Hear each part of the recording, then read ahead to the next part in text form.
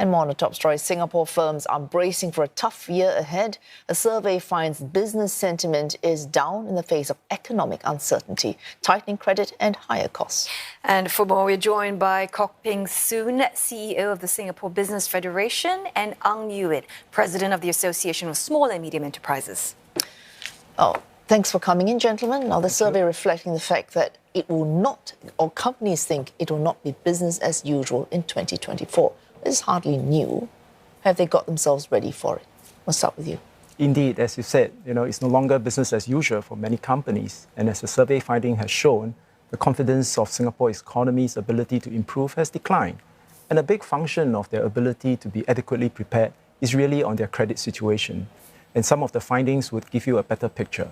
In our findings, we find that 8 in 10 companies are actually being impacted by the interest rate hike last year. And of these 8 companies, 1 in 2 are facing slight to severe credit crunch situation. And what we are really concerned is that 1 in 10 are actually running out of cash over the next 6 months. And that was an increase from 6%. But of course, this macro picture doesn't speak to the differences in the different sector. If you look across at the sectorial, there are certain sectors that are more impacted by the credit crunch. For example, companies in the construction sector, companies in the wholesale trade sector, and companies in the hotel, retail, and accommodation sector. But having said that, all in all, I think businesses in Singapore are resilient. They are actively taking measures to see what they can do. In response to the increase in interest rates, companies are actively reviewing the variable loan rates. And to look at how they can conserve cash, they are doing a couple of things. I think companies are actively looking at how they can slow down some of the outflows, minimizing some of the things that they don't need to do, maybe even delaying their investment plan, and also re-looking at customer risk to see how they can better boost their collection. And perhaps, Mr. Ang, you want to pick up from there about what Mr. Kok was saying, that, all this whole economic upturn, downturn, that's a cycle, right? It's a cyclical trend. But as what you mentioned 8 in 10 worried about interest rate hikes, 1 in 10 running out of cash. There's so many challenges facing these SMEs. Mr. Ang, what do you think is the most difficult or challenging aspect that these SMEs are worried about and they wish that budget would address? Yeah, fundamentally, I think most businesses are hoping that demand goes up, right? And what you are seeing is that over the year, most businesses came out of COVID and they're hoping that China demand will come up and costs would stabilize. And what we're seeing is that costs actually kind of stabilize a little, but we are still seeing some notching up. And that's concerning for the businesses, because with costs going up, and demand staying stagnant, you're going to have some challenges. So hopefully demand goes up, and that may be due to global factors, and internally, if we can look at how we can stimulate some of this, that would really help. And then maintaining costs, I think that's really critical. And then lastly, a lot of businesses are looking at still continuing the transformation journey. And can that be enhanced over this budget? I think that's very important as well. Well, all these dire figures, 1 in 10, 1 in 8, but 1 in 2 actually, but 1 in 4 actually confident the economy will improve. Does that say more about how they are transforming themselves over and above how the economy is improving? Mr. Kok. Indeed. And when we look at the data more closely, you find that the 22% of companies that says that things will improve, again, depends on sectors. So 3 sectors stood out in their optimism. Actually, the construction sector stood out in terms of optimism, the logistics sector, as well as the retail sector to a certain degree. And if you look at the demands for that, what is the source of the optimism? For the construction sector, I think notwithstanding some of the cost challenges that they have, construction demand is still pretty strong. Many of these were projects that were delayed because of COVID, and of course, there's a rush to kind of complete it. The numbers are not in, but we believe that 2023 will close out with construction output of between $25 to $32 billion. And a lot of this construction demand was a result of public construction projects. There's a spate of BTO projects, MRT projects are continuing on. So that's the sense of optimism in the construction sector. But having said that, construction sector faces its own challenges in terms of manpower, in terms of dormitory costs, and etc. The second sector that was a bit of a bright spot is actually the logistics sector. Again, what is the sense of that optimism coming from? It is a rebound in the air travel. I think we all already feel it as consumers, right? Increase in the airfare costs and all that. So the rebound of the air travel has really helped the logistics sector. E-commerce is also a big driver for the logistics sector.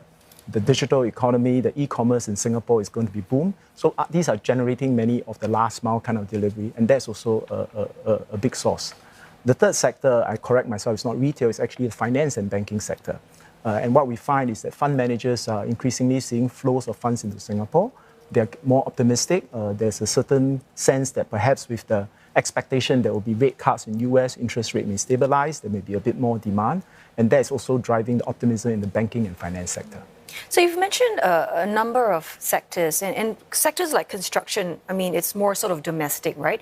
But I'm thinking, Mr. Ang, in terms of the expansion overseas, because you deal with all these small and medium enterprises. I mean, is there a sense that are they optimistic about having a presence overseas, going overseas to expand, and also, which are the sectors that would be interested in that? Yeah, I think if you look at the challenge right now, in the light of diminishing demand and concern, most small and medium businesses are a lot tighter in terms of the ability and resources that they have. So they've really got to really think through what are they going to invest in and what are they going to bet on.